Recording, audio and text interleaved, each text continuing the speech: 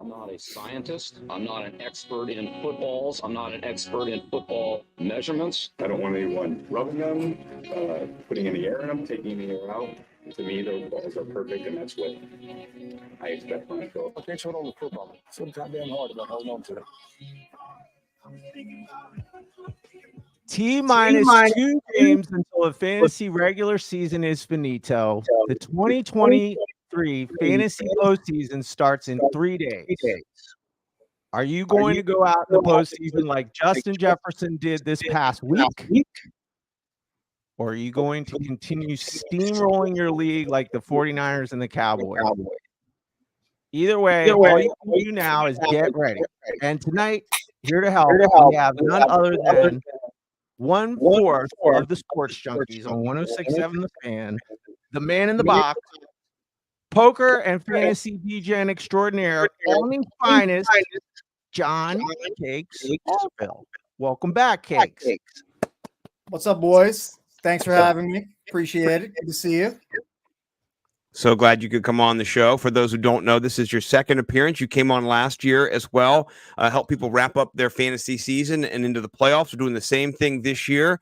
And you are off today. It was a 2-man show on the Junkies. I listened to them slogging through it. And, God bless them. But I'm excited to hear your hot takes, too. Particularly, we've been kind of talking behind the scenes and just wrapping our head around this Patrick Mahomes situation. I want to get your hot take right off the cuff of the show. What did you think about his reaction and kind of how he's now justifying himself as kind of being above the game and what's good for the game and what's not, when he just got, it's a rule. So how are you kind of processing it today? It's great for me. I'm excited. I thought it was a very weird reaction from Patrick Mahomes, like making it sound like, well, we're the Kansas City Chiefs, man. The rules don't apply to us. You're gonna try to call all sides on my guy Kadarius Toney, which, by the way, was the most Kadarius Toney play of all time. Like, if I told you guys before, that whole disaster happened, if I were to tell you there was one guy on the Kansas City Chiefs who made such a boneheaded play, but I'm not going to tell you who it is. You guys have to guess who it is. Like, you wouldn't guess MVS or Rashee Rice, but you wouldn't guess CEH. Of course, you would guess that Kadarius Toney was the guy who lined up offsides and who just botched the entire thing, because that's what Kadarius Toney does. Like Kadarius Toney, forced his way out of New York because he was such a nightmare to deal with there after less than 2 seasons, because he either just couldn't get on the field or he's enraging the coaching staff. And then he gets to Kansas City and it's the same sort of deal. And to me, it's just the juice is not worth the squeeze with Kadarius Toney. Like, I fell in love, like a lot of other fantasy degens. I took the Kadarius Toney drug early because I was tantalized by just like what a freak he is. But he can never stay on the field. When he's on the field, he makes boneheaded plays, and he's got like 3 touchdowns in almost 4 seasons. Like, why are we wasting our time with Kadarius Toney? Like, I quit that drug a while ago, and much like you guys, I'm sure you weren't shocked that Toney was the guy that lined up 100 yards offsides. No, I wasn't shocked at all. I was shocked, though. That touchdown was so fluid and so sick. It looked like they had practiced that before. And I mean, it looked so incredible. And I was getting roasted. If that touchdown goes through, I probably lose my matchup today. I got no chance to get into the fantasy playoffs in my home league. So, I mean, it was an unfortunate kind of situation. I love it on Travis Kelce's part. But afterwards, yeah, when you go up to Josh Allen and you don't even say good game, you don't even say, you go, did you see that bullshit? Did you see that's the worst fucking call I've ever seen? I can't fucking believe, man, you see that bullshit? Good. Oh my, it's like that you're not above the game. Like, it's not the best call ever. I agree. But man, that was just some entitlement shit right there to me, and from my perspective. I mean, like Mike, like, how long has Kadarius Toney been playing organized football? I mean, probably 20 years. I've never played any real organized football, and I look down the line and I see where the ball is, and I look down the line again and I line up behind the ball. Like, it's the most basic thing ever. I have I mean, it's total slander, but my conspiracy is, you ever heard of that stuff, lean? Sure, yeah, of course.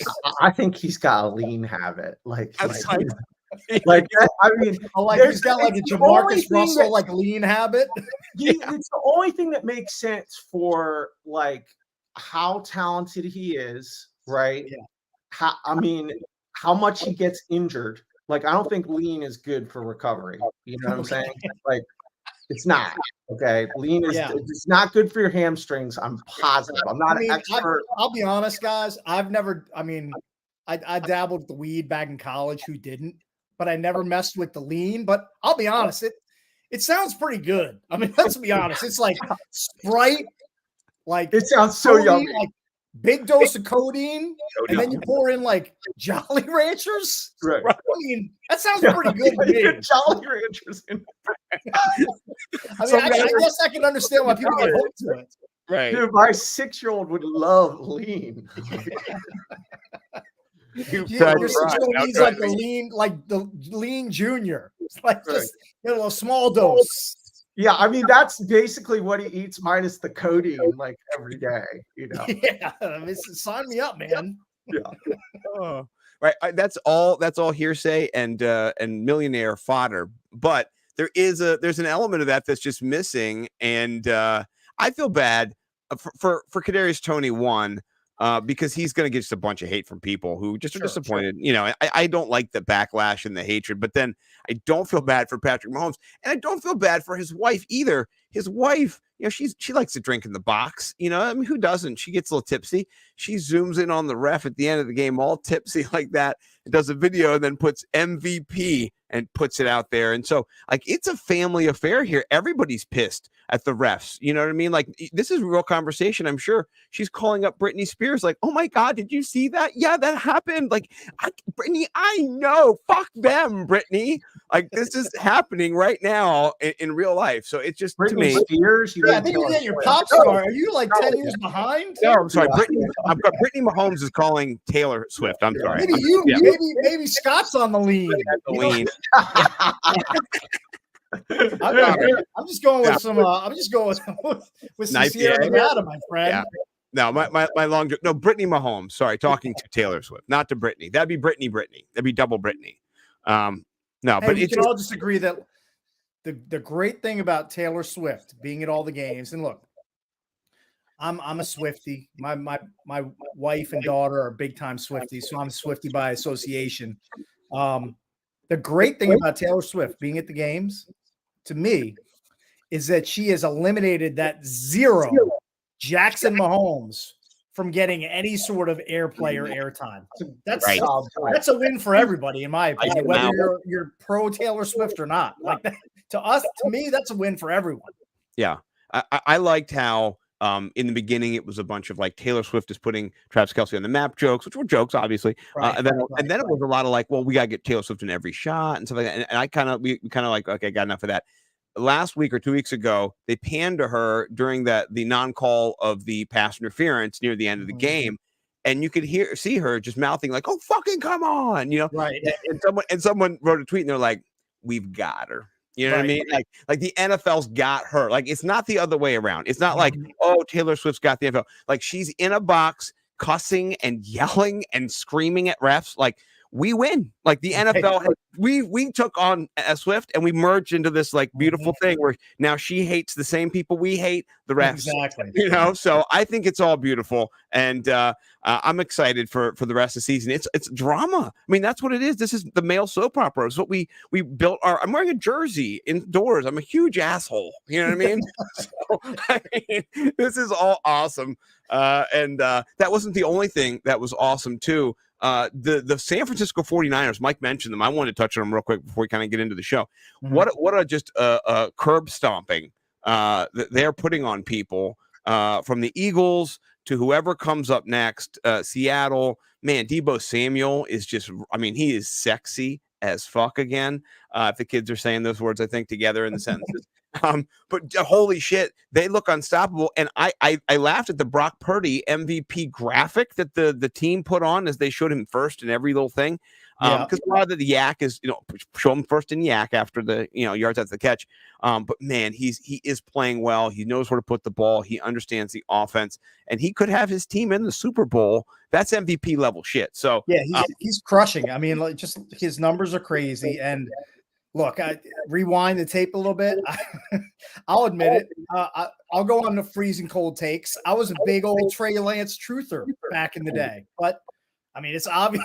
It's obvious at this point who's a better quarterback. I mean, Trey Lance can't even see the field as Dak's backup, and Purdy's in the mix for MVP. But like when they have all those pieces healthy and humming together, and Debo is like at the top of his game, I think that's the real X factor. Is when Debo is playing like he has over the last few weeks, like then they become pretty unstoppable. I mean, CMC is going to always go out there and crush and do what he does. But when Debo is on that level where he's way better than Ayuk, which he has been the last 2 or 3 weeks, then that offense is really scary. Well, they've both been like top 10, top 5 last week. And what's so interesting too, actually that's in DK, because DK, he gets a little bit of a bump, not in PPR. I'm thinking DraftKings. Sorry, guys. I got DFS on the top 10. But fire those DFS lineups in, baby. Well, listen, as I told Mike before the show, I got kicked out of the Al Smizzle listener gang league because apparently I'm too much of a sharp in DraftKings anymore. I don't fit the criteria for being a casual user. God damn it, I'm all. We just donate our money every week to that league. Right, we do. Why they're Xing us out. Yeah, I mean, sure, I've won a couple weeks in a row, but whatever. But now we're in the Millie Maker, so we're playing for real money, Cakes, and we talked about it. It's going to have to be some, like, if we win the Millie Maker, it goes 3 ways because you're going to help build it. We're going to build the lineup at the end of the show. At the show. It's a 3-way split. I'm always pro chop, man. I'll take a chop any day of the week. You're going to get credit for the team, so we'll come like deliver it in a suitcase if we like Bill Paxton and Billy Bob Thornton in the woods with FBI fake. It's going to be Hey, I'll ride you guys coattails to $1 million chop. Sign me up. I got a question for you. All right, this is my only question for Cakes besides the small talk BS. All right.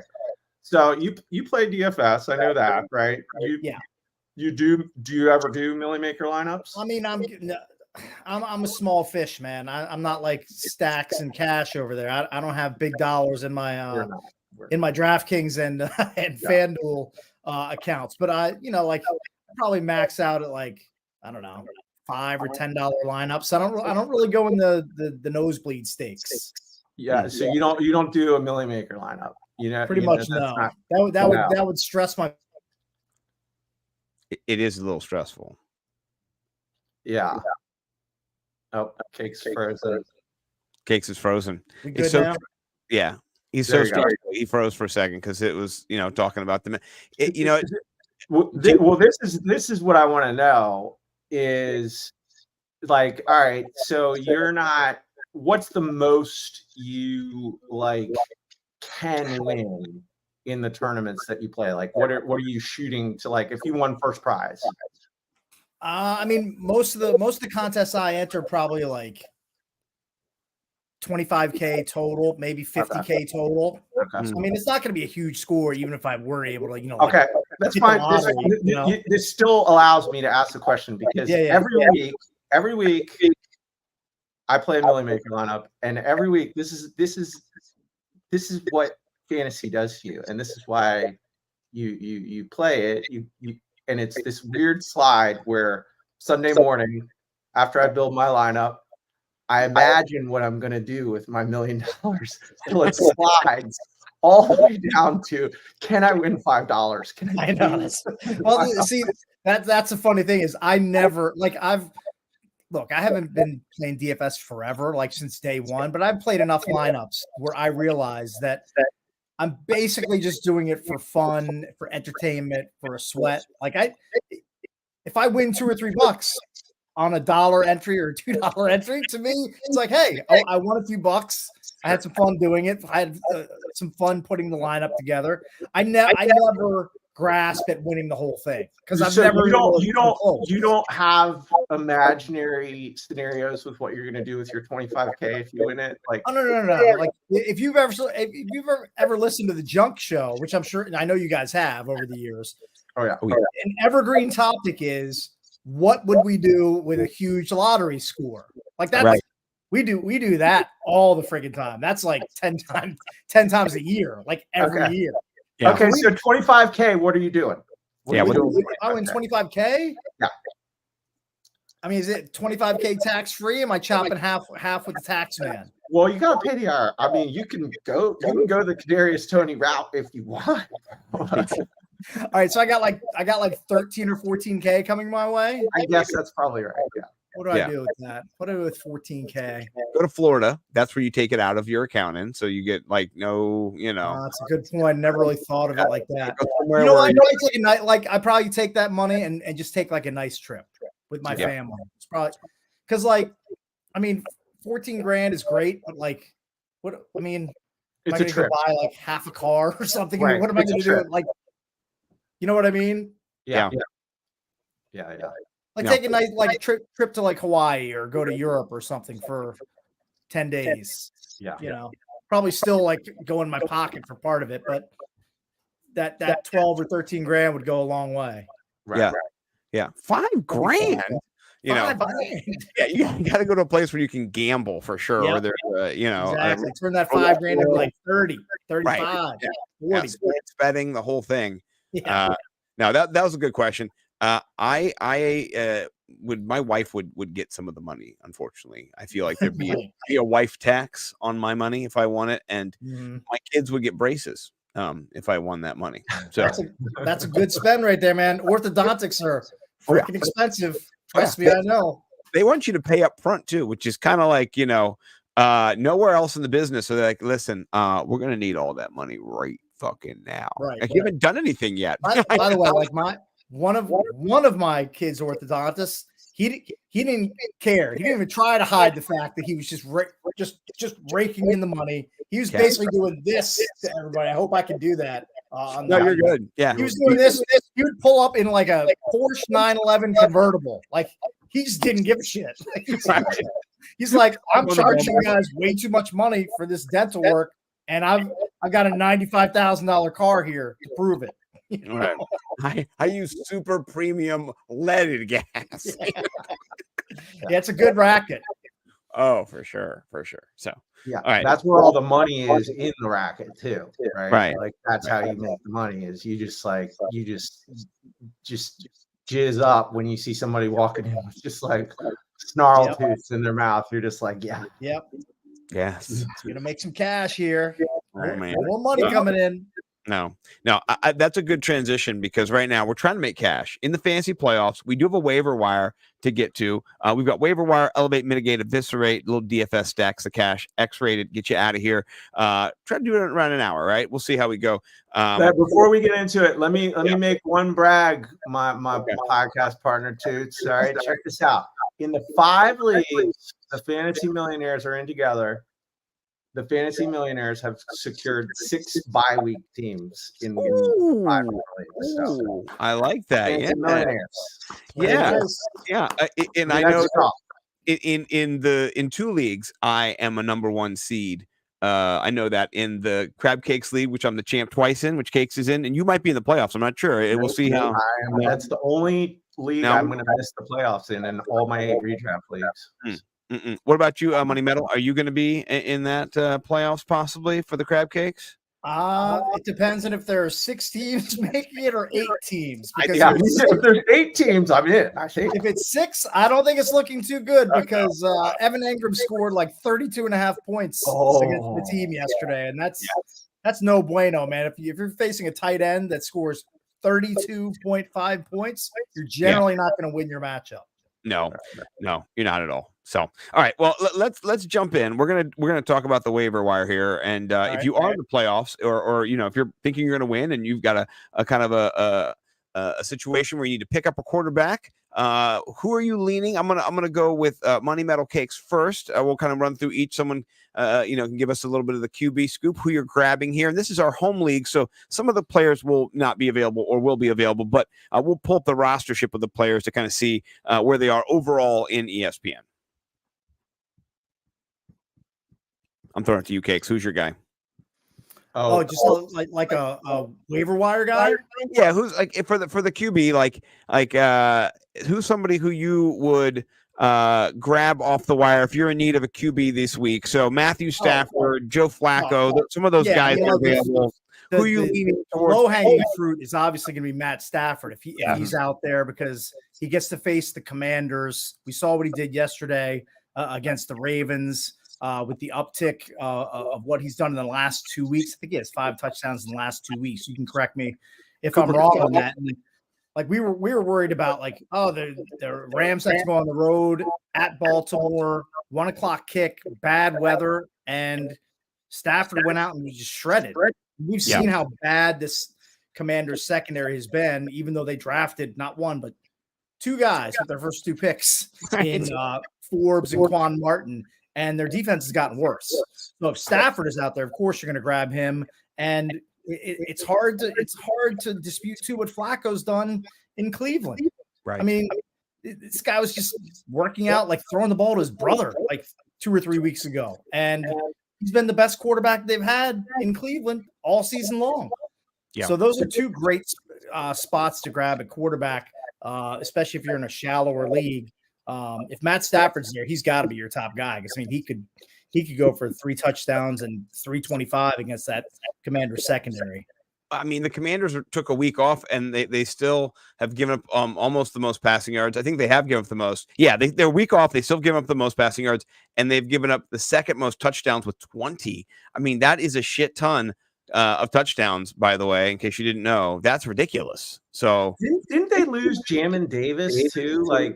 Yeah, that news just broke like a few hours ago. His I guess he's gonna have shoulder surgery and he's done for the rest of the year. So a poor defense gets even worse with one of the few high talented guys that's left in that team after they dealt Montez and Chase Young away. Now no Jamin Davis. They got to make that cross country trip to take on the Rams. I mean, I would guess the Rams implied team total will be 24, 27, 28 points in this game.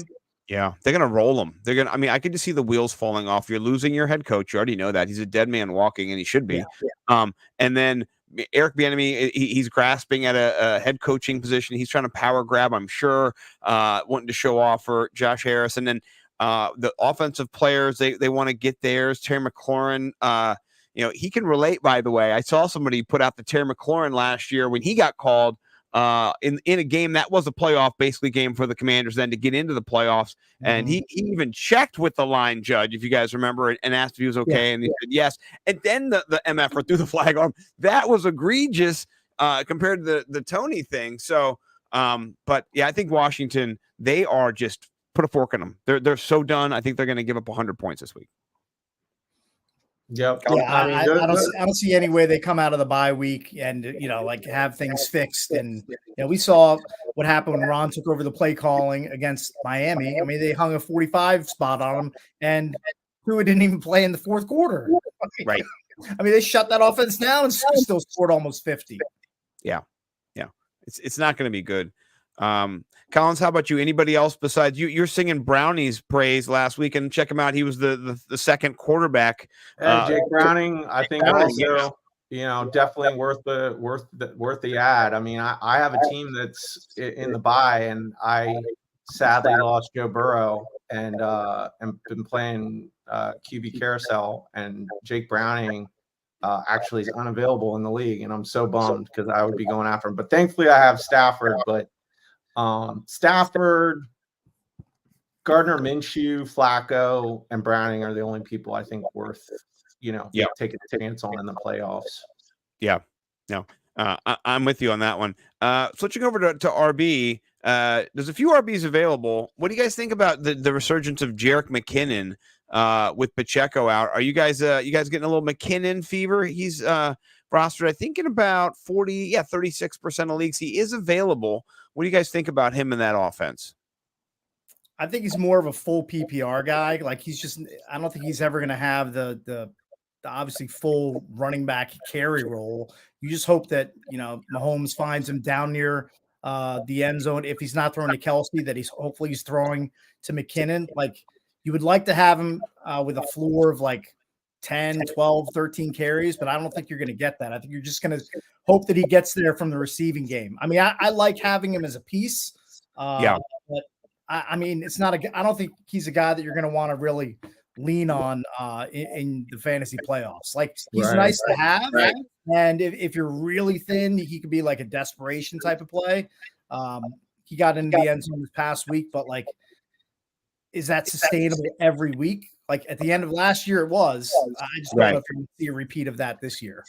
I agree. And I think their team is not what they were anymore. I think it's hard to be the champ again. And they were in the Super Bowl, almost won 2 Super Bowls in a row. And they won 2 though out of 3. So, I mean, this is kind of Travis Kelce is old, right? And Tyreek Hill is gone. And Kadarius Toney can't line up on sides, and Valdez-Scantling can't catch the ball, and it's hard, So I'm not hoping or trusting in McKinnon. Well, anybody else that you guys want to pick up? There's a couple people I think worth talking about. How about this, Cakes? Can you relate with this? Like, I mean, you do this for a living, so I mean, you're probably more dialed in than me. I just think it's weird when you play this, I'm in eight redraft leagues. Like, I do a podcast, and then all of a sudden somebody like Chase Brown comes along, and I'm like, who is Chase Brown? Like, I never heard of Chase Brown. Like, just did not know he existed. And he just looks like, this week's Keaton Mitchell, like, just boom, like another guy that has so much speed, and the Bengals are still a problem with Jake Browning on the center. Like, they've shown that. So I mean, Chase Brown to me is I think there's maybe one wide receiver that's maybe in the conversation for pickup of the week. But Chase Brown for me, I think, is the guy I'm most interested in. And then also, if Josh Jacobs is out on Thursday, Zamir White, dude, like, I'm going to put him in. I'm playing Zamir White if Josh Jacobs is out on Thursday.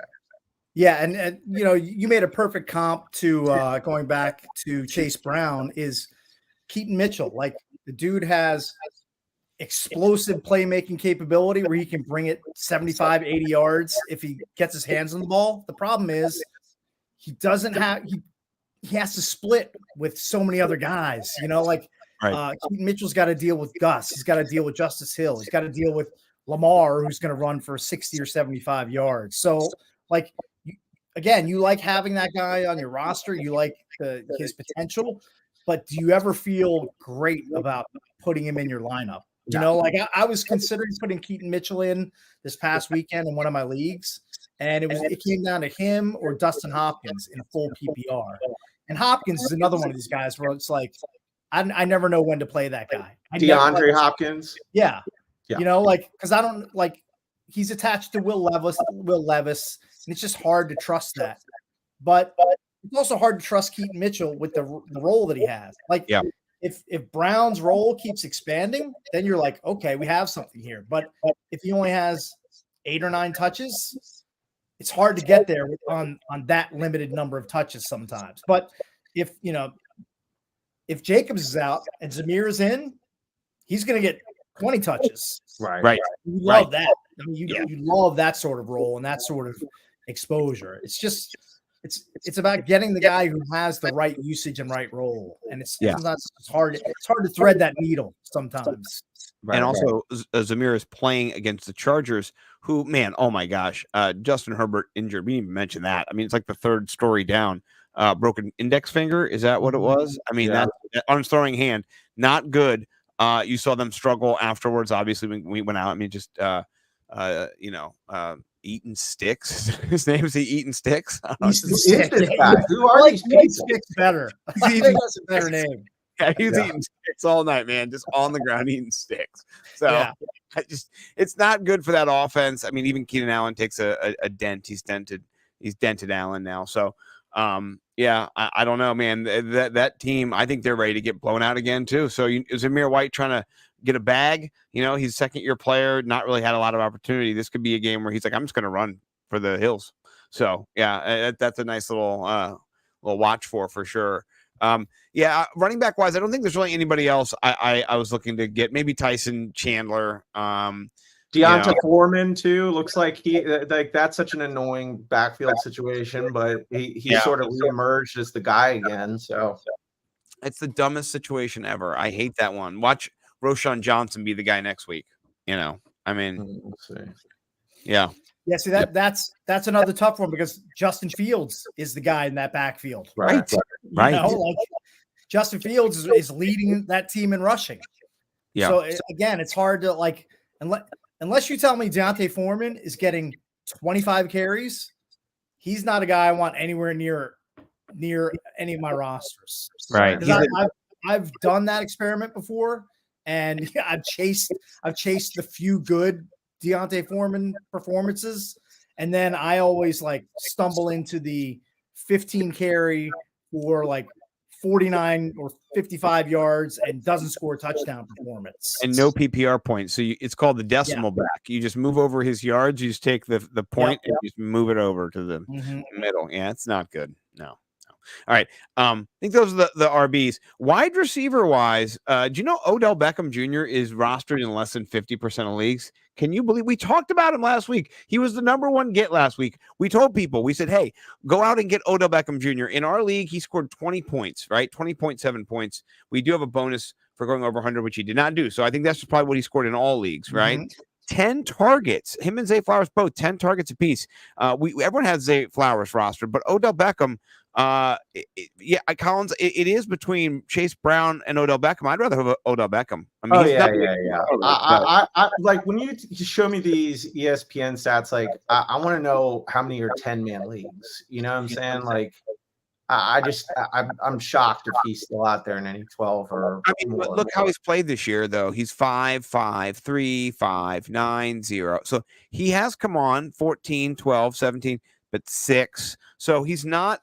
I mean, if he's not getting a touchdown, he's only had one game over 100. So, targets, been low. And the last 5 games, he's improved. But, I mean, now, for them to play against Jacksonville, San Francisco, Miami, these 3 games, they're going to have to throw the football to him 10 times every single game. Homeboy's going to get 28 targets in the next 3 weeks. So I think he is a smash and grab if he's not available.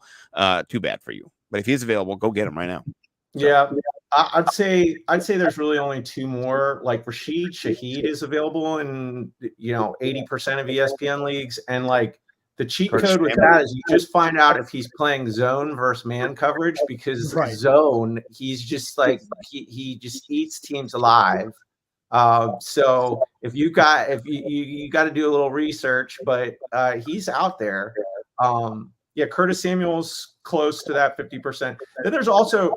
Look, Demarcus Robinson the last 2 weeks has 15 targets over the last 2 weeks. So I don't know. He's another guy I'm interested in, but these are all just, like you said, you hopefully don't even have to start these guys, just making sure your opponent can't get them. Yeah, you're just grabbing these guys and sticking them on your roster. And if somebody gets injured during the week, you can lean on. Right. I would never want to rely on Demarcus Robinson in the playoffs, but the fact that his usage is going up, I mean, it's definitely a good thing for him. And if you're really thin at wide receiver, you can throw a dart at him. I like the Odell Beckham pickup is if he's still out there in leagues. I'm guessing, with him going double digits in 4 of the last 5 outings, probably not out there in a ton of them, but I would like him in the matchup against Jacksonville at least this week. It might only be a 1 week more play after that because you don't want to. I think the next week is San Francisco. Is that correct?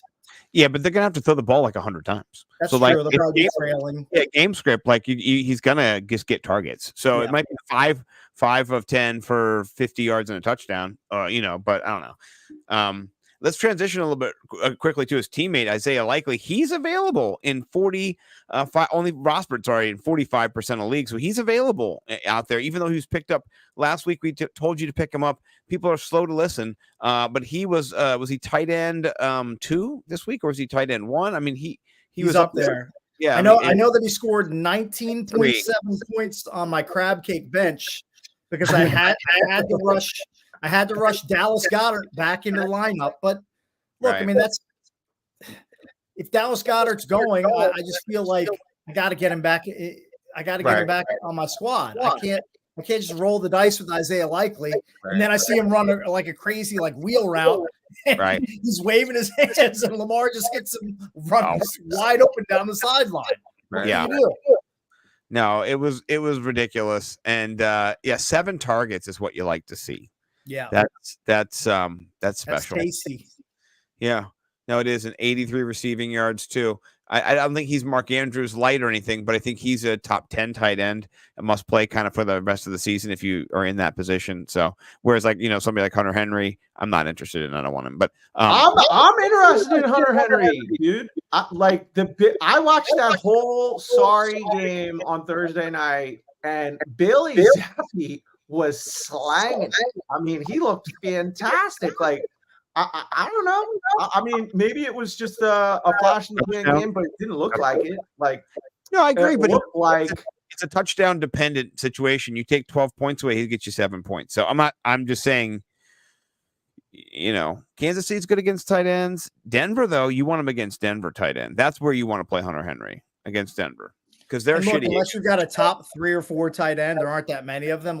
Tight end's a wasteland. So I had Hunter Henry on at least one roster earlier in the season, but like Scott was saying, he's touchdown dependent. If he wasn't going to find the end zone, he's not going to be one of these guys who's getting 8 or 9 catches in a game for the most part. But hey, if you catch him at the right portion of the season and he goes on a touchdown heater, I guess you could do worse.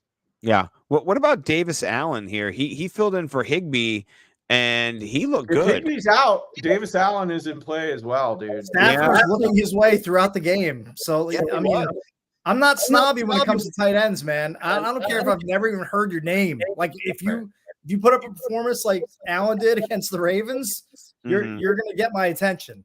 Now, it's not like that with most positions. It's not like that with RB or wideout, but the talent pool is so shallow at tight end. Anytime anybody shows a pulse like that, you have to pay attention to it. Yeah. Oh yeah. Oh, for sure. Yeah. All right. Let's transition to defense. A lot of defenses out there, but there are a few that you can grab up for next week. You know what? The one that's jumping out at me is the Bears. The Bears defense, since they added Montez Sweat, I swear to God, I played them like a bunch of the most important metrics. This weekend, I had the Lions defense and I was like, I didn't want to play the Lions defense because they've been leaking oil. And I think in crab cake, I considered picking up the Bears, but I didn't, and I should have.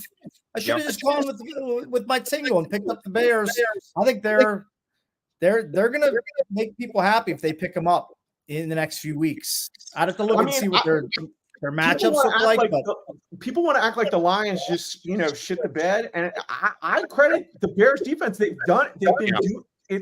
There has been a change. An edge rusher in the NFL is a premier position, and it's just one of these pieces that when you add it, and then things start to click, right? And then you get Justin Fields back, and the offense is able to grind out more time on the field. All the things are just, putting them in a position where that defense, that's the Lions. I mean, people want to think that the Lions are just losing steam, and I think you can certainly look at the last few games and see that, but I'm going to chalk that up to the Bears have a good D. Look at their next 3 are at Cleveland, then Arizona, Atlanta, both in Chicago, with potential bad weather. Arizona, they'll turn the ball over, and Atlanta's offense is, for the most part, kind of dreadful. Yeah. I mean, Bijan Robinson, I love his skill set, but some weeks it works. Other weeks he's not utilized the right way. It's kind of weird. Like I think that Bears defense, you can grab them and play and not have to worry about, like putting in waiver claims for defenses every week. You can just play them the next 3 weeks. I love that. I also the Broncos defense in the last kind of since week 8, 21 points, 18 points, 17 points, 8 against Buffalo, which is a top offense. Detroit does have a good offense, but they're not playing well right now. This is going to be a harder game. I think a lower scoring game too. Russell Wilson likes to kind of go slow with the ball. He did throw that long touchdown to Cortland Sutton, your boy Collins, but it's slow going. They're not fast moving. They're not the paciest. And so Detroit could get the same thing happen to them in this other game where the other team just runs the ball down their throat part of the game and then dinks and dunks with the receivers. If Jerry Jeudy ever learns how to catch, that could happen too. So, but I like them as a backup to the Bears. I think the Bears are a top pickup for the defenses, but then the Broncos, they're hanging around and they're good. They're a sound defense. So I'll tell you what, my defense for Elevate, and it's also defense on the waiver wire, is Atlanta versus Carolina. Oh yeah. Yeah. Bum They're out hunting. there. I think they might be in mine too. You just got to play the matchups, man. I mean, if you got a Carolina team that can't score, that the quarterback's having obvious growing pains in his rookie campaign, that's something that you have to look at. Yeah, they played them in week 1 and they scored 14 points. That ever since then it's been slow going. For Bryce Young, but what are you gonna do? So nothing. You can do nothing. All right. That was our The Wire segment. We're going to elevate, mitigate, eviscerate ourselves to elevate, mitigate, eviscerate. This segment, we like to tell you who you should start, sit, and just cut from your team and get rid of because you don't need them anymore. So we'll start at the quarterback position. Collins, I'll begin with you. Who are you elevating this week? I need to pull up my PFF. I'm a little bit behind, but go ahead. Kick us off. Dude, I mean, the juiciest matchup of the week to me for a guy that, you get scared maybe to start, but has just been coming on so strong is Jordan Love versus the Tampa Bay Buccaneers. Oh, yeah. You stole my guy. You son of a Yeah. Hey, great minds, bro. That matchup right there, I think he's on the main slate too, so he could be a good a build for the DFS segment. I mean, Tampa Bay, they just I think he is like literally the perfect quarterback for this matchup, with the way he's just been playing, coming on, his ability to throw the ball downfield. And if Christian Watson is healthy, and then they have really 4 wide receivers on that team. They have Romeo Doubs, they have Montavian Hicks or Wicks, whatever that guy's name is, and then Jaden Reed. That's a quad right there.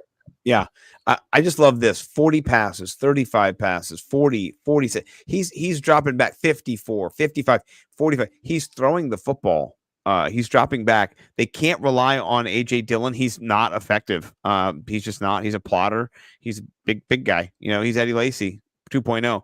So they're throwing the football to their faster wide receivers, which is such a better plan anyway. And this is how they're going to play the next couple of games to try to get in the playoffs. That's the playoffs, So I love this call.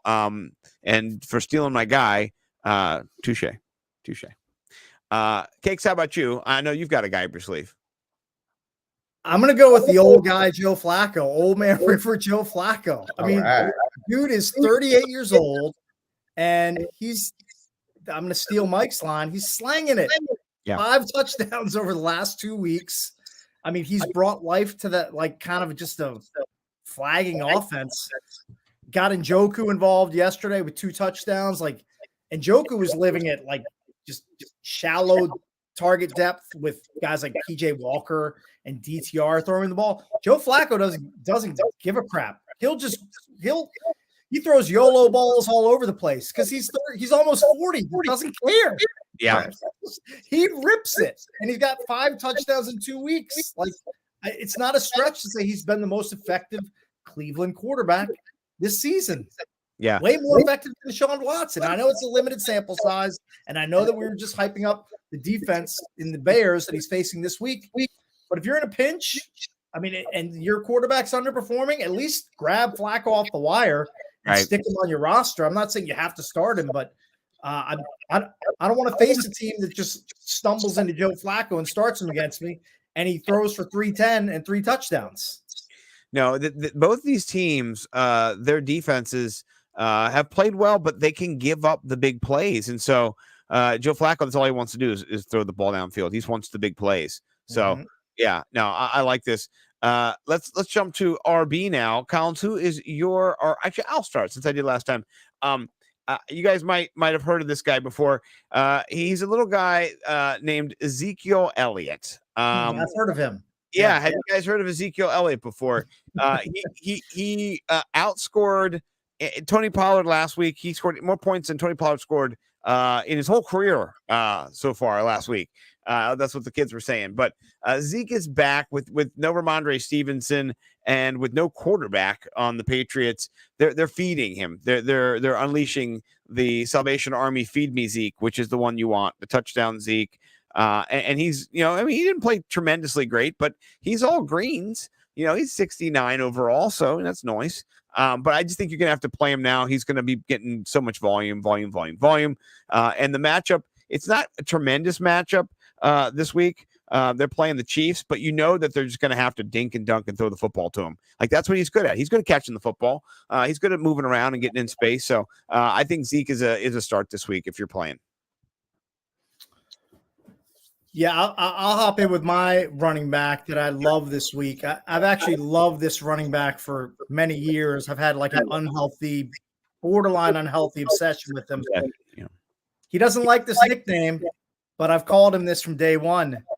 I like me some Antonio Gibson this week against the Rams. Look, the Commanders suck. We all know it. We live in D.C. We've been subjected to it. Like, we know they're bad. But you know what else is bad? Brian Robinson's hamstring. So if his hammy is banged up, there's going to be more Chris Rodriguez, but there's also going to be more Gibby in a trailing game script. Yeah. And he's already getting like 4, 5, and 6 targets per game. Like, I think that's going to get ratcheted up, sprinkle a few more rushes in there. And you've got a cheap like flex option that's probably just floating out there on the wire right now. I'm not saying he's going to win your matchup for you, but in a full PPR especially, I mean, Gibby might be able to give you 12 to 14 points. Yeah, you take that out of your flex in a PPR. I like Gibby's spot this weekend, especially if Brian Robinson doesn't go. Yeah, no, I like that. It's a sneaky way to get some leverage also in DFS. So I'll give it. This week they did not play, of course, but let me go back to the season long. Yeah, Antonio Gibson, man, a little bit disappointing of his career so far. He gave up being a wide receiver to be a running back, and then they're like, listen, we're not going to use you like a wide receiver running back. Like, what? Like, yeah, we could. You had those skills, like DJ Moore kind of, but we're not going to do that. Instead, we're just going to not use you. And then he also fumbles, so that's a problem too. So the fumbling, and then but yeah, you see some receptions the last couple of weeks. He has had targets 5, 5, 6, 4, 5. I like that. And then in PPR, in standard, you don't play him, but in PPR, he has gone over, over 10 points, 3 out of the last 4. So I think you're onto something here. I think in the negative game script, like all these matchups were, he's going to get some receiving yards, and you could get feature. Here's how much I loved Gibby at the beginning of the season. Here's how much I got over my skis. I bet JP, one of the other junkies, I think it was a $5 bet. We don't do huge bets, but $5 or $10 that Gibby would have a total of 900 combined rushing and receiving yards. Oof. Now that's not going to happen, but I think he's going to have an uptick over this last quarter of the season for the Commanders. Yeah, he needs to get 400 yards in the next 4 100 yards free. I mean, what if he goes for 150 this game? If Robinson's out, that could be in play this week because he hasn't broken one this whole season too, and he has that home run ability. So yeah, maybe you win $5. Yeah, I hope you do. I love JP, but I'm team cakes. No, You know what I mean? Wow. Yeah, for sure. Me and Mike always like talk about who our favorite junkies are, and it's you. You're number one. Hey, I'll say thank you. I Always, appreciate that. You shouldn't play favorites, but no, but you're you've been our favorite for a long time. We do like EB and Bish and the rest of the group, so I don't want to slander anybody. People behind the glass too, Cahill, the crew, Matt Valdez. They're good people. They are so good people. no slander. No slander. I do like your Gibson call. Yeah. Collins, do you have an elevate? Did I miss your elevate? Yeah, I'm gonna go. And listen, it's scary, and I said it last week, and it didn't pay off. And Cakes has already made the point that when you're playing this guy, you do have to worry about Gus Edwards. But I like Keaton Mitchell week 15 versus the Jacksonville Jaguars. To me, he has moved into the RB1 role on that team. The volume wasn't there this past week, but the amount of snaps has been there over the course of like the last 3 weeks. And, his ability to just break one is always there. I'm very much looking forward to this game. Like, this is another cool game in week 15 versus the Jaguars. And I think Keaton Mitchell is going to be part of that offense. Like, I think it's going to be a back and forth. The Jaguars is coming off the loss. They've got to win, and the Ravens are vying for the number 1 seed. So this I think it's going to be a good game, and I think Keaton Mitchell gets the ball. As you start to look at things, towards the end of the season from a fantasy angle, like honestly, like it's just you have to think about what teams are going to do, and the Ravens have to win this game, right? Like Mitchell's gonna get the ball. Like I think that the volume is going to be bigger this week. Like they played the Rams last week, and honestly, that was a worse matchup for them. Their running defense is much better. Jacksonville's mid, So the kids say mid. Yeah. I love that call. I'm with you. I played him in DFS last week. I got a little burnt, not gonna lie. But I'll go back to the well. I will. I'll play him again this week, and I do think he has a better matchup in this one. So, all right, let's jump to wide receiver and Mr. Cakes. I'll let you lead off. Who is your elevate this week at wide receiver? Somebody who so I said maybe on the fringe, but you're leaning in. This guy is a rookie, and he was turning a lot of heads in the preseason, especially. Got off to a slow start in the regular season, but has turned it up recently. He is Keaton Mitchell's teammate. I'm talking about Zay Flowers, 3 touchdowns in his last 2 games. He gets that weak Jacksonville secondary next. And if Keaton Mitchell is the guy doing it on the ground, I know that Odell Beckham has trended up lately as well, but I think there's something brewing here between Lamar and Zay Flowers. Like, he knows that is his guy over the next 3 or 4 years that he's going to ascend along with. So they sprinkle him in the running game too, which is nice. You always like to see a rush here and there. You scored a rushing touchdown. I think it was 2 weeks ago. I really like Zay Flowers. I think he's going to have a big ending to the season. And I think you really see it starting against Jacksonville. I love that call. I have Zay. Mike has Zay. We're Zay truthers. Between us, in every league that we are in it together, one of us has Zay Flowers on our team. I think Mike has 3 to 2 shares to me. I think he out-Zayed me. Yeah, I think so. But we played this week in a matchup, and Zay helped me beat him. So Zay helped me beat you. Yep. Zay helped. We date each other. We're extremely gay for Zay. It's so gay. Out of the process. Yeah, we love him. Yeah, so sell that on a t-shirt, will you, EB? So I love that. Big seller. Oh, sure. Yeah, I'd model it out there for me. There you go. Yeah.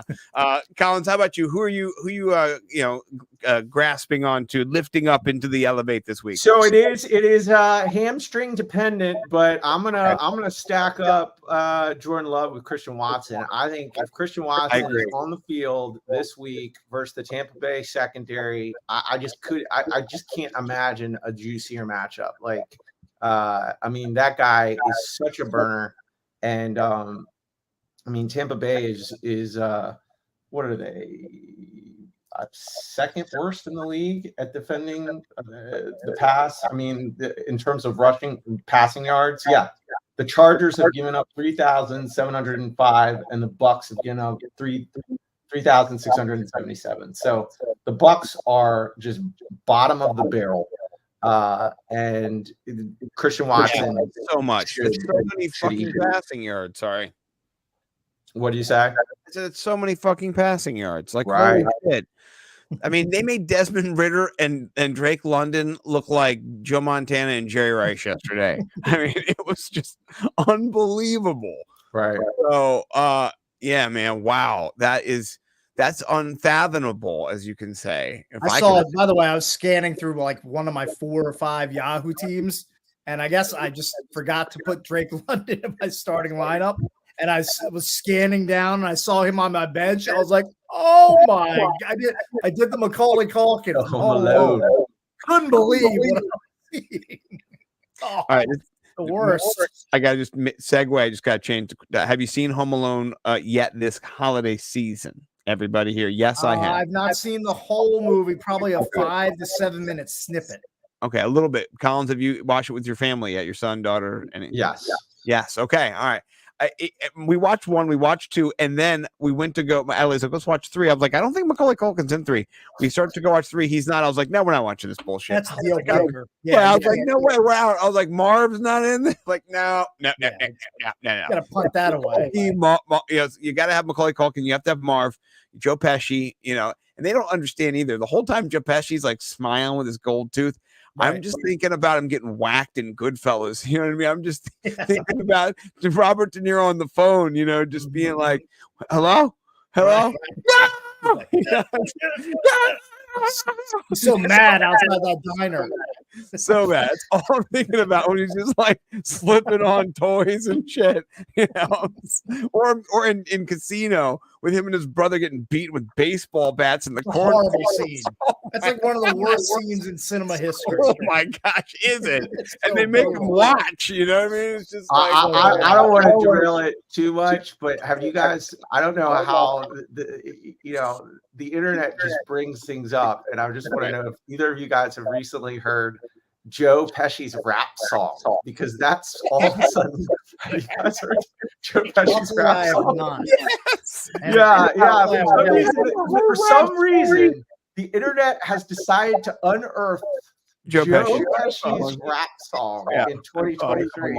It's out there if you'd like to go find it. It is the worst song I've ever heard in my whole life. He talks about beating women. And he raps, and that's all you really need to know. It's terrible. But I'll just take your word for it that it's horrible, and I won't subject my ears to it. No. It just might fly across your Instagram feed. That's how I found it.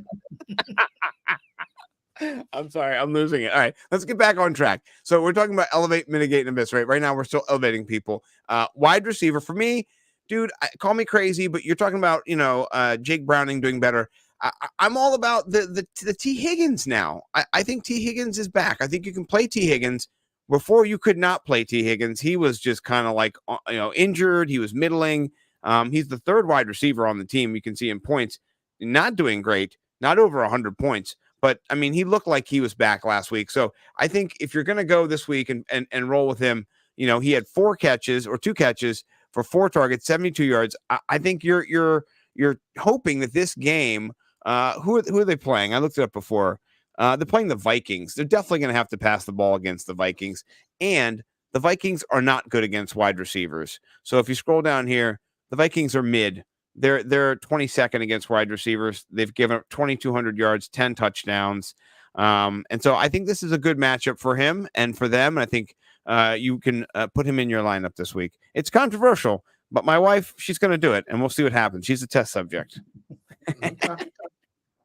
By the way, like anybody that watched that entire Raiders Vikings game yesterday, they should get paid back by the league. Like all the people that attended that game, they should get a full refund and maybe a little bit like carry on top, over top of what they paid for tickets. Vouchers. That game was on the red zone for a total of like 3 minutes. There was nothing to show. 3 minutes too long. That's close. It was terrible. So, all right. Where are we at for tight end? Collins, I'll lead off with you. Who are you starting at tight end? Njoku. I mean, he's plug and play now with Flacco, Backo. Just get Njoku in the lineup. Yeah. No, he loves him some Njoku. It's not even a Njoku. He's always been it for me, though. I don't think I've ever not started him, but he did dip a little bit in that. Against the Rams are not too bad against tight ends. Well, Isaiah likely let him up. Never mind. But still, yeah, I like that call. Cakes, how about you? Who you putting in for the tight end position?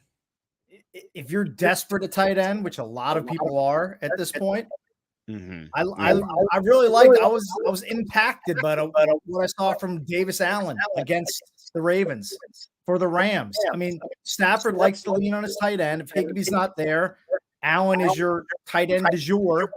Yep. And bonus, he gets to face the Commanders. So that's a little cherry on top for Davis Allen. And if you're in a bind tight end wise, I mean, it's a lock. He's out on the wire. I mean, you're gonna be able to get him. He could be worth the start, like a spot start at least, again against the Commanders this weekend.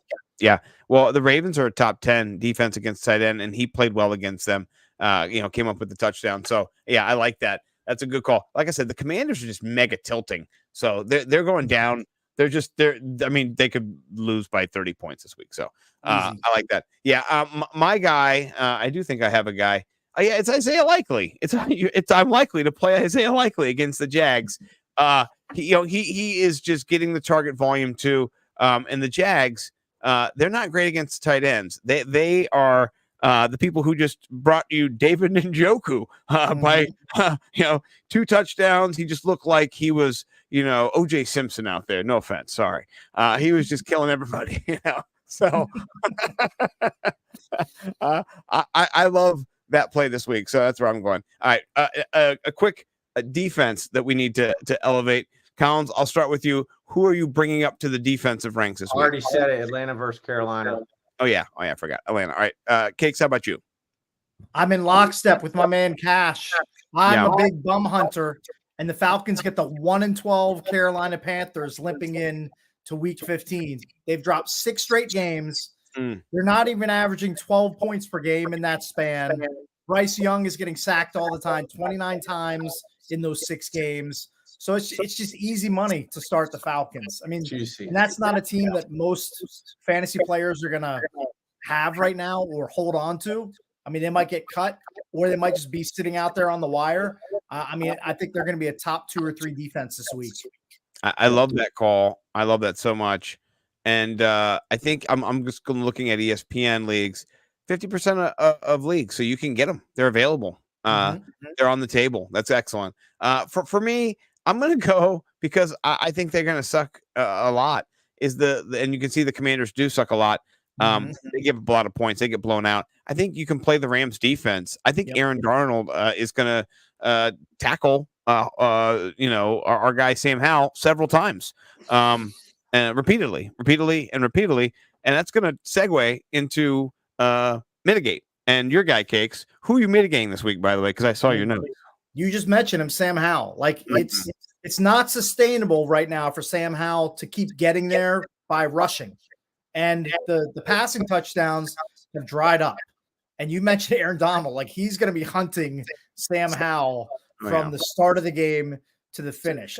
Look, I like most of what I've seen from Sam Howell this year, aside from his propensity to give up sacks. Has he thrown a few more interceptions than I would like? Sure. But he's basically a rookie getting his first real dose, his first 16, 17, 18 game full season exposure here in the NFL. Those guys are going to throw picks, but he's just hard. He's hard to count on at this point.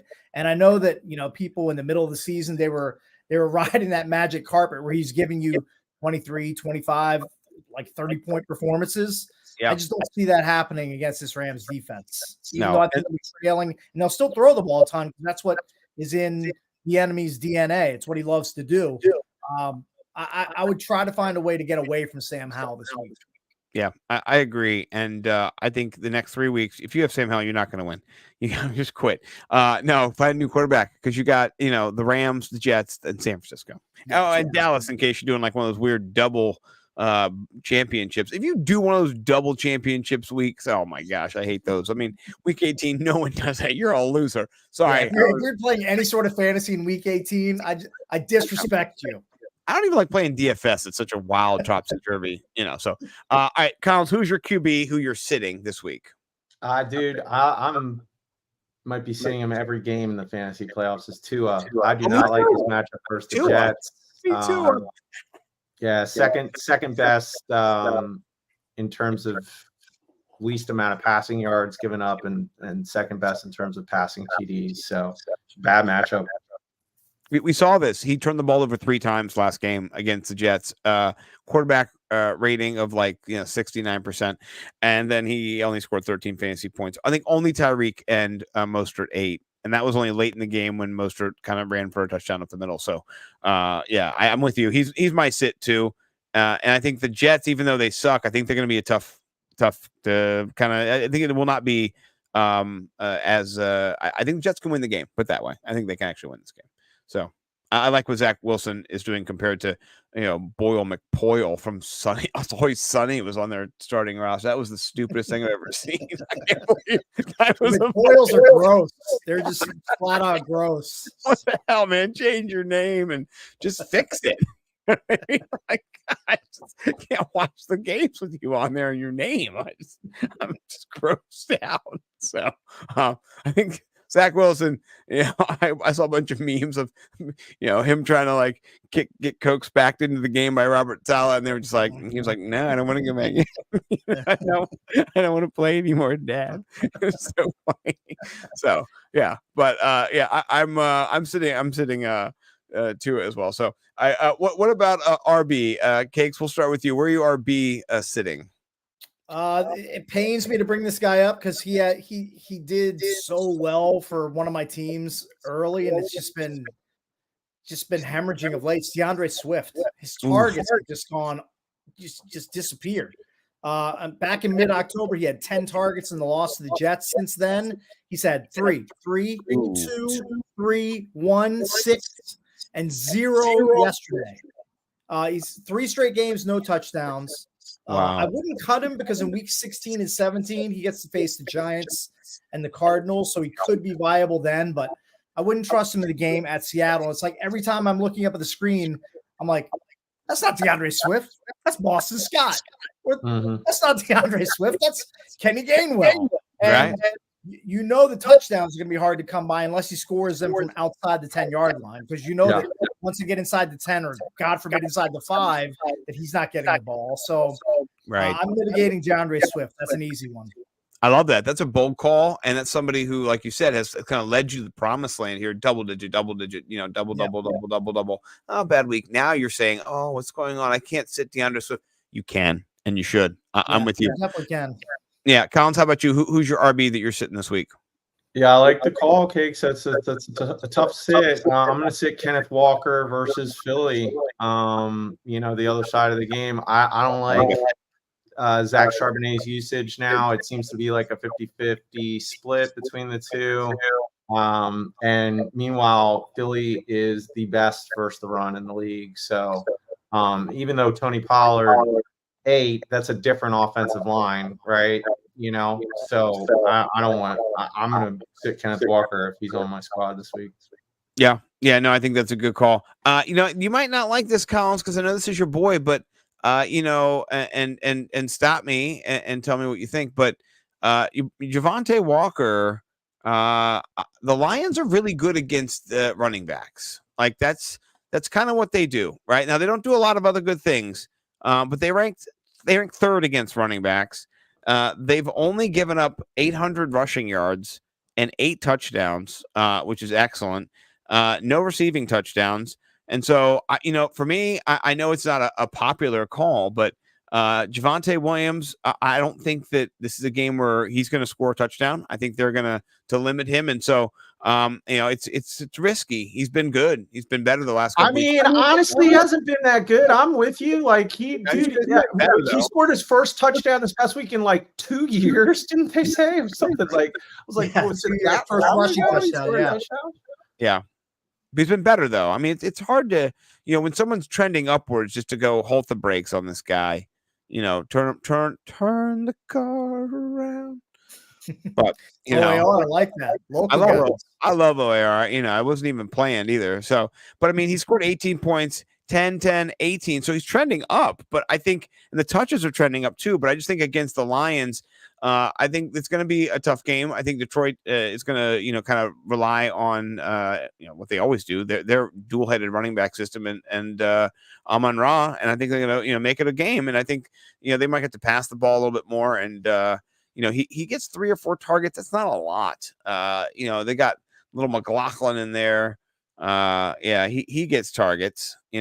So I think Javonte is going to be a guy that next year is going to be a tremendous value in drafts because people are gonna, like you just had his box scores up. Like I don't even think he's come close to over 100 rushing yards in a game this year. I know he gets some of it done receiving, but look, sometimes it takes those guys with the major knee injuries like 2 seasons to really come back. So I had him on one of my most important teams, and he underwhelmed to the point where I didn't even play him like the last few weeks. He's just hard to trust. Like, do I really want another 8 or 9 points out of Javonte Williams? Like, I can do better. You know what I mean? Yep. All right.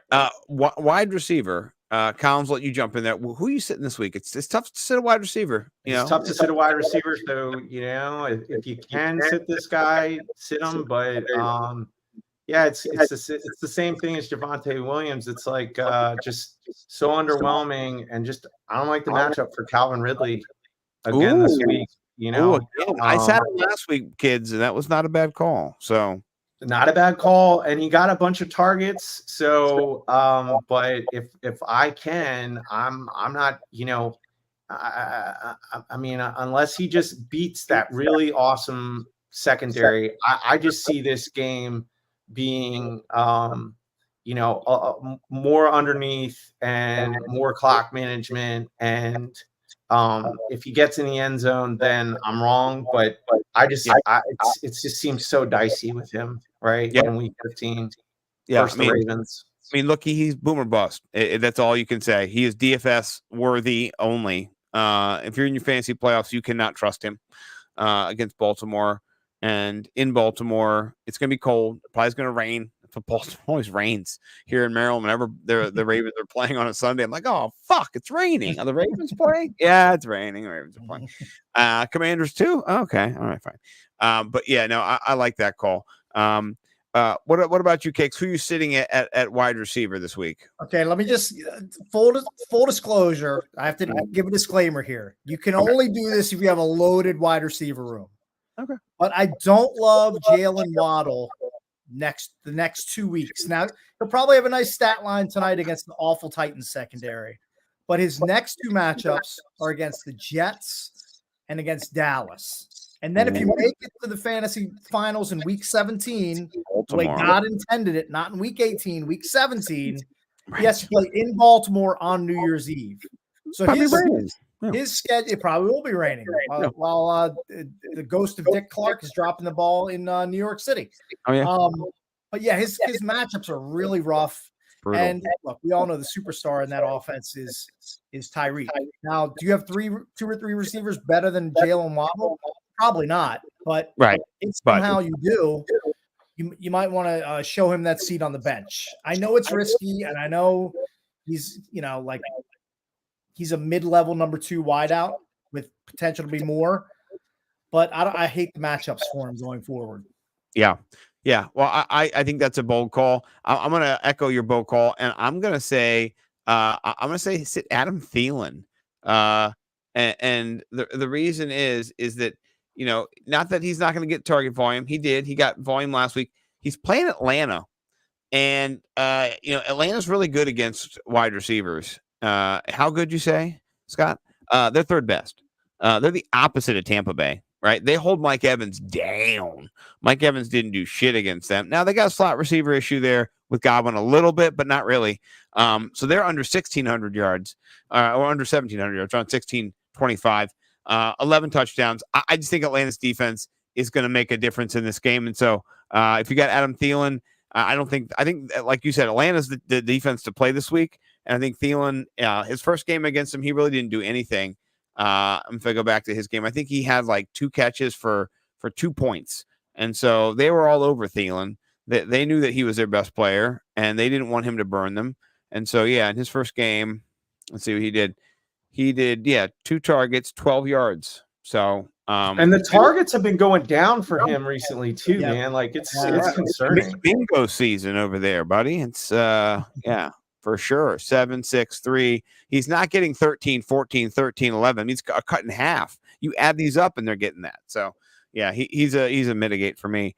Tight end, I'll lead, and this is a crazy thing to say because I have him.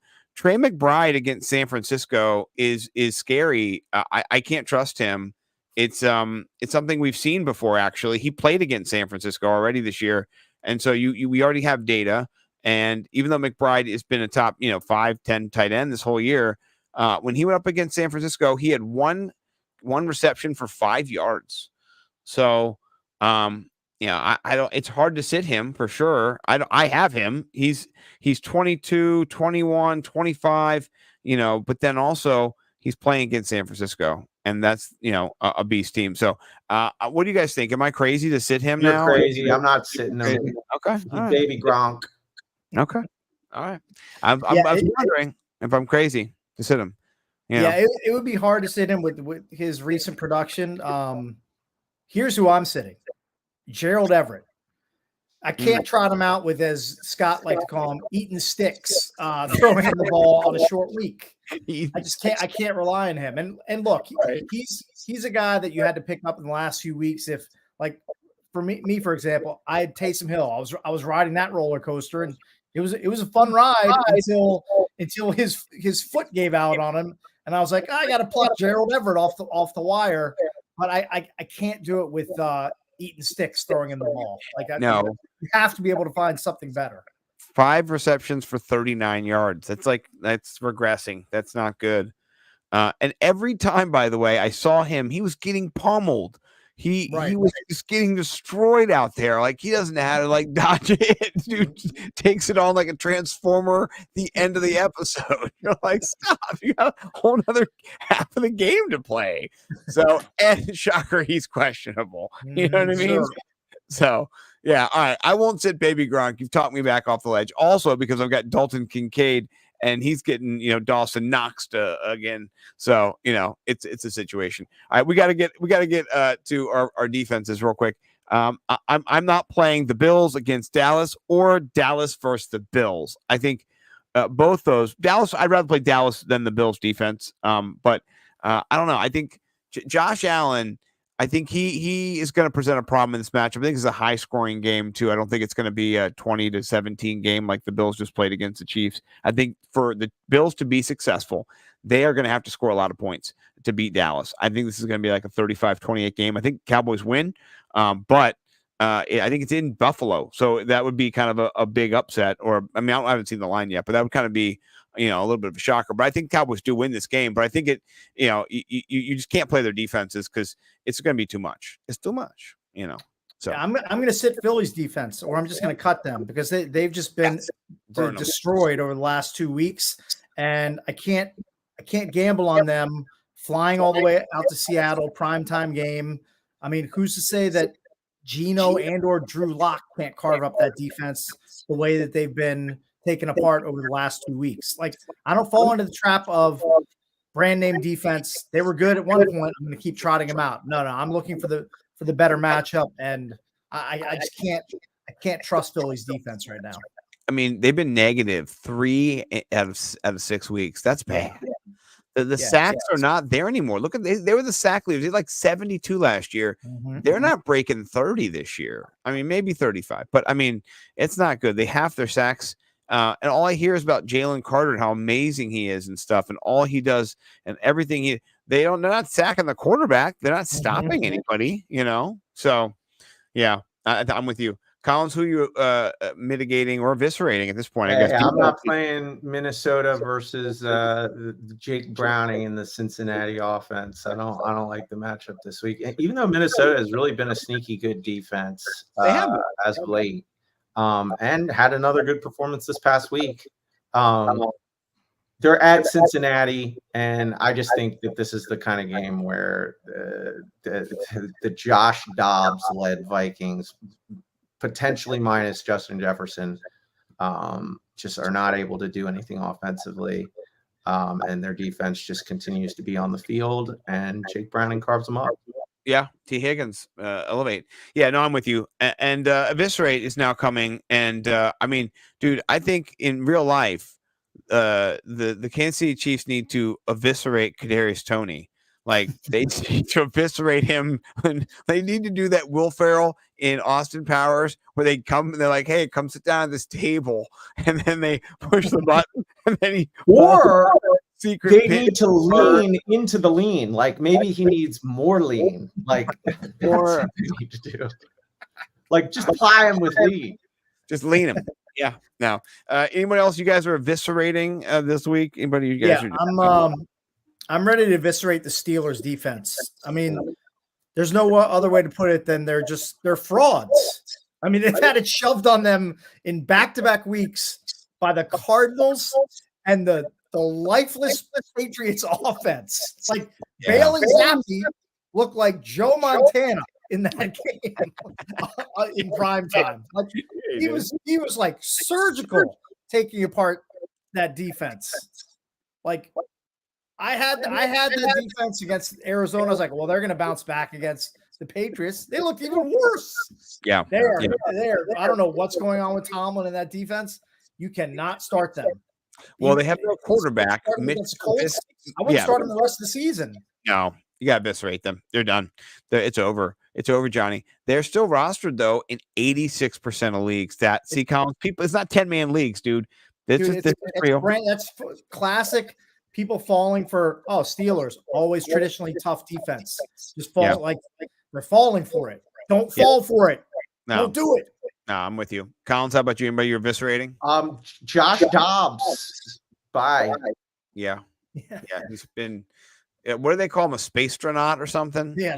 Astronaut. Astronaut. Yeah. Well, I know it means like he's passing the ball and he's an astronaut, but that sounds kind of like, religious. I think he's, getting deposed. You know what I mean? It's not good. It was a nice story for a few weeks, but he's Jover. What a train wreck this story turned back into a pumpkin. Right. It was like this most beautiful NFL story that just crashed, fell off a cliff. Yeah. 4 interceptions against Chicago was not good. You gotta lose your confidence. If at any point you get replaced for Nick Mullins, right? It's you're near the end of the line. Right. That's like getting replaced by a Miller Lite. I mean, yeah. Okay. All right. We've been here too long. Let's jump into the one contest. Like I said, I'm kicked out of the Al Smizzle contest. I'm a baller now. You're too good, man. Too good. You're too skilled. Apparently. So let's build a Millie Maker lineup and win $1 million and then have to defraud the government. Yeah. Do you want to just go Matthew Stafford against them Commanders? Because we talked about him. Oh, yeah. He's only $6,000. I mean, that seems. I think that's stealing. That's just. I think he'll be chalky at that price, but who cares? Like if it's good chalk, give me the chalk. Yeah. I mean, and I want to go Cooper Kupp, and I mean, or Puka. Who do you guys want to? I mean, we could pick them both. We could do something different. We don't have to get them both. Start with Puka because he's cheaper, and let's see who we can build with. Saving a few bucks. Yeah, start with Puka. Now, is there anybody on the Commanders side that you want to run it back with? Like, I know I professed my love for Gibby earlier, but let's see what his price is. Yeah, I mean, you get the full point PPR in DraftKings, so he could be kind of tantalizing. He's 52. Let's see if there's anybody cheaper than 52 who No. I mean, now you're getting this real dregs. No. Let's put him in for now. You can put him in here. Yeah, I mean, we're not setting it in stone, but put him in and see what happens. Yeah. And Collins, you can kibosh. We've got Elliot. I mean, Elliot price down. Zeke at sub 6,000 is kind of jumping out at me right there. What do you think about also, that? James Cook, I know he's going against the top defense there, but his role has been crazy since Brady took over as the offensive coordinator there. I'm all about James Cook, man. Like I think he's a lock and load. Like that price is just going to keep going up because he's not scared away by the Dallas defense. And I think probably keep his ownership low, I would guess. Yeah, right. Yeah, his price is not that high either. If you look at it, it's been 63, 61, 62, 6, and then 63. So we can put him in, and he'll not. Both these guys will not be rostered. That'll be nice. So no chalk. We don't have to worry about any chalk now. There's no chalk alert. Let's go pick a cheap D. We like to just go find something down here. We love Atlanta. Remember, we love the Falcons. Let's see. Yeah, okay. Oh, they're not too bad either. They're only 30. I mean, they're expensive. I'll pay for that. Yeah, we'll pay for that. Cheap, I think, on running backs. Yeah. Well, 63 is mid, but price wise. Yeah. Okay. Let's go check the tight ends, and then we can figure out the two other wide receivers in our flex situation. There's your boy Allen. If he does play, he's 33. Super cheap, yeah. Yeah. And he pairs up with Stafford. Yeah, you're right. That makes sense right there, right? You're playing the stack attack. He gets a touchdown. You play, yeah, okay. We'll put that in there for now. And that leaves us with 18 hunch for 3 positions, which is good. Means we can go a little sexy with wide receivers. So where do we want to go? In here, it's hard not to look at Deebo Samuel at Arizona. I don't know, boys. I'm all about Deebo, like every week. Like, yeah, I don't think this stops. Are you team Deebo? I'm totally cool with Deebo there. Like Arizona gives it up like that. I mean, the Niners should score like 28 or 31 points, and if they get to that number, Deebo is going to have a hand in it, no doubt. The last 3 weeks, 22, 38, 37. Sexy. Yeah, that's ridiculous. And he's one way to describe it. And I mean, he's priced up, but he should have been up in this range for a while ago. So, all right. So we can still go if we find like a garbage wide receiver. We can still go like go down in the 3s and let's see who's down in the 3s. Yeah. Now we're bargain basement shopping. I mean, Michael Gallup has come on. We could do somebody like that who might get some run in that game, in a back and forth game. Your boy Tony's 30. Here's Tony, $100 above stone minimum. Right. I mean, for me, it might be. If we believe in a redemption story, then I do. Go up higher. Let's see who else. Let's just see. What about Demarcus Robinson? I mean, that's an onslaught. That's too many. That's too many at this point. Yeah. I mean, do you want a Demarcus Robinson? Because let's put Cooper Kupp in and see if we have enough money to actually do that. Because that's an onslaught. 2,800. Then that's a super onslaught. We can't. No, we can. We can at flex. Yeah, we got Allen out and change Allen. Like I'd rather punt at tight end. You want to go onslaught? I'm down with an onslaught. It's not an onslaught. It's just Puka and Kupp. That's it. It's just those two. You don't have to have the tight end in. In a big tournament, an onslaught is a good. It's not a bad. It's not a bad game theory like mode to play in a big tournament with an onslaught. Plus, we're gonna have low owned Gibson and Cook if we stick with that. Then we have a pretty differentiated lineup from the looks of it, I would think. Okay, I'm okay with it. And if the only issue is if Higbee comes back on, we'll pivot. We have 2,800, which means we're gonna have to put another tight end in. Well, that's what I'm saying is like go. All right, how much do we have? 60, 61. So do a scrub tight end. Like, let's see if we can find a 2,500 tight end and do Demarcus Robinson as the flex. Okay. Then you have all three. So, but I took out Cooper Cup. I didn't know. I thought you were trying to free up space. I misunderstood. Okay. I'm saying if we're gonna go on slot, why don't we just do all three wide receivers? Like, so do Cup, Nakua, and DeMarcus Robinson? Yeah. Why not? That's fine. Okay, mean, hold it's on. You get the wild, market cornered on guys catching the ball. Yeah. Now the only thing that's going to screw us is if Kyron Williams erupts. Right. If that happens, then we're dead. But Right. Okay. we're willing to take that chance. I mean, of course, All right, Kyron Williams will. 2,500. Is that right? Yeah. Is there anybody we could play at 2,500? Tight end wise, Tommy I don't Tremble. know, bro. This looks like No. a terrible lineup. I'm drawing pretty thin. this is Let's so reconfigure. scary. Let's reconfigure. Yeah. Get out. Get out. I'm out. Get it. Cup's too expensive right now. Yeah, he's done. I'll go back to Allen. I like that. That was not too scary, right? Yeah. That was okay. I like the correlation.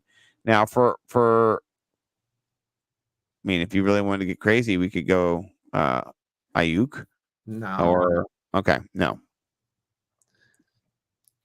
Who does Achane play next week? What about our boy Romeo Dobbs? If there is no Where's Watson? he's out, so he's 4,800. So he's out. You could just sub out, like, you could sub out Jaden Reed if we leave $100 in. Okay. You know what I mean? Okay. So And we got We could also 5,800. put Who's at 5,700? I was going to say you could also put in Curtis Samuel if you wanted another piece of the Commanders, Right. along with Yeah. Gibson. You could Okay. sub Skeet too. It's just I'm thinking out loud. We don't have to do it. It's oh yeah, so he could be. So we could pivot to Curtis Samuel. you could take out Watson and put in He's saying Samuel. if and we save want to $200. sub out Watson. Okay, so we have some pivots if we need to. If he Okay. does not, yeah. Okay, so with 5,800, we'll keep a little bit. We'll try to do 5,700, right, Collins? Is that what you're saying? So we could do. If you want, then we could do Jaden Reed or only Garrett Wilson versus Miami. That's the only play at 5,800 that's juicy. per flex, though. Maybe That's there's one juicy. flex. Hold on, let's see. Kittle, Garrett Wilson, Zeke. I mean, I like Garrett Wilson. Zeke's role is absurd. Like Zeke's gonna if Zeke catches 7 or 8 passes, Yeah, he did They're last. gonna be trailing in the game. I mean, if he has the same role this week as he had against the Steelers, he's going to score 30 points. yeah. I mean, I'm down with Zeke. Yeah, I'm down with Zeke too. We talked about him before playing him. So this is definitely a totally crazy Millie Maker lineup too, right? Like it's got correlation, it's got run back, it's got upside, it's got craziness, it's got defense. I like it. Updated. All right. We can't keep Cakes here forever. This is vacation. He's trying to enjoy himself. So let's go. I am enjoying myself. I'm having a good time hanging out with you guys. Thank you. We love you. Like this is like one of our favorite things that we get to do. Like we'll talk about it later. Yeah. We'll talk about this for a lot. We'll talk a bunch about it. Yeah. So, Collins, I'll let you start off, and then I'll bring in. Okay. Hey, didn't you tell me? Man, I didn't know which one to pick because I'll just pick this one. That's what I hear. Go to that one. Yeah. I figured this is definitely old school Junkies right here because I remember listening to you guys talk about it. All right, just press play and listen to this. This is Rex Ryan talking about Kadarius Toney's mishap. Should be on. And this guy right here, line the heck up. All right. And I'm sorry, he should be on side. Hey guys, the fact that Rex said it's a toe, It's a toe I don't like. Wait, so what'd you say? I just said this is a toe I don't like. Toes, I like, I like toes. I don't like this toe. Hey, come on, line up on freaking side for I like that. There was no way for us to do a serious show. Go there, Rex. This is not the moment for it. I apologize. Hey, all right. Kadarius Toney, if you turn Rex against feet, you a bad man. And this. Oh, that's so funny. Oh my goodness, that's so funny. I barely remember that. I remember listening to the Junkies, and there was something like, was it? He's like into like, he's like a feet guy or something. I He's don't got a remember. foot fetish. Yeah, like I think that came out like when the Jets were on Hard Knocks, or like a few years after. I can't remember exactly why that came out, but the New York Post did 100 articles about like him having a weird foot fetish with his wife. Yes. Yeah. You know? They find like he had like a secret like back page like thing going on. I can't remember how it got out. I don't know if it's something that he talked about, that he just offered up and that they ran with it. I don't remember the genesis of it. It was just a weird thing, like like somebody's fetish is so out there in public. And then Wes Walker for the New England Patriots said feet or toes like 17 times in the press conference the next week. Yeah, he was just dropping innuendos everywhere and just really tucking in. So it was a fun little news cycle. Speaking of a fun little news cycle, Pat Thorman, shout out Pat. I love Pat.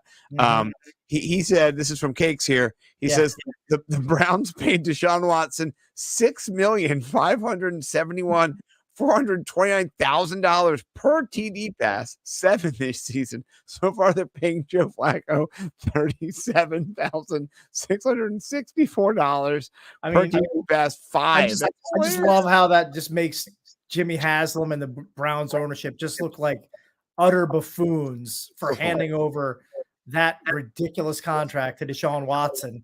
And they grab a guy off his couch who's nearly 40 years old, and he, in a albeit a small sample size, he's looked better than Deshaun Watson. The guy they couldn't wait to have and lavish with all this money. It's just an awful look for the Browns. But hey, they're in the playoff spot right now. They're contending, and give them credit for signing Joe Flacco when a team like the Jets could have had Joe Flacco all season and they had attention. Yeah, they had him before, right? They had Joe Flacco. I know. So, all right, the last story we have not talked about, but I'm going to tuck in because Mike's got one and I've got two, is that in Cakes, I'm sure you heard about this over the weekend. It came out that in 2019 during a pregame speech, Sean McDermott basically praised the 9/11 hijackers as an efficient team, putting the game plan together. And so Collins put this one out there. It says Sean McDermott is showing the Bills this picture every time out right now. I mean, it's the whole McDermott thing. You, just like, that's really the example that you're going to use to get your team fired up. Praise, a terrorist group. Like, it's just bizarre. Right? And that picture is bizarre too. Well, that's Twitter. I mean, the internet. Yeah, I mean, that's classic Twitter. Bottom of the bottom. Now that's funny. This video is making me laugh. Yeah, and then this is my favorite one right here. This is from our guy Chuck. If you don't know Chuck, he's hilarious. This is Sean McDermott in a Bills player meeting. This is just so great. Oh, sorry. Hold on, I don't know. I pause on. We're having fun tonight? Having a great time. Hold on. Oh, what the hell? Come on. Let's start again. All right. Sure. Gotta lagging. Come on, something's going on here. Oh, good. Thanks. Yeah. Where were you on September 11th? No. Yes, sir. I don't know what the lag's about. I'll see if I can watch it like this. Yeah. Having a great time. Oh, good. Thanks. Yeah. Where were you on September 11th? No. Will Ferrell asking him where he's been on September 11th. So I have to watch that episode. I have not seen that one. It's very funny. So, well, with all that being said, we do love you, Cakes. Thanks for being really, honestly, the inspiration for this show. No joke. If you don't follow him, you should. He has way more followers than me and Mike do.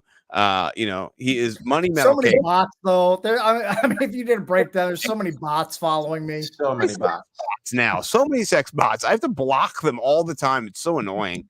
So the algorithm hates me. They're like, we keep sending you sex bots. You keep blocking them. We're trying to. That's all my followers are. They're just sex bots. That's. I have 1,600 sex bots following me. In 20 years, you'll be micro processing and micro farming to your sex bots every day to get your Riz up so you can get your Twitter glow. So, well, boys, thank you for having me. It's always fun. Never hesitate to reach out, have me on again, and let me know if Crab Cake goes from 6 to 8 playoff teams. Because if that happens, then I'm gonna backdoor my way in. I might have to change it tonight and then make the league hate me again. So, well, thank you. We appreciate it so much, everybody. Thank you. Thank you. Have a great holiday. Have a great Christmas, Kwanzaa, Hanukkah, whatever you celebrate. See you, sir. Later. Love it. He's one of the best ever.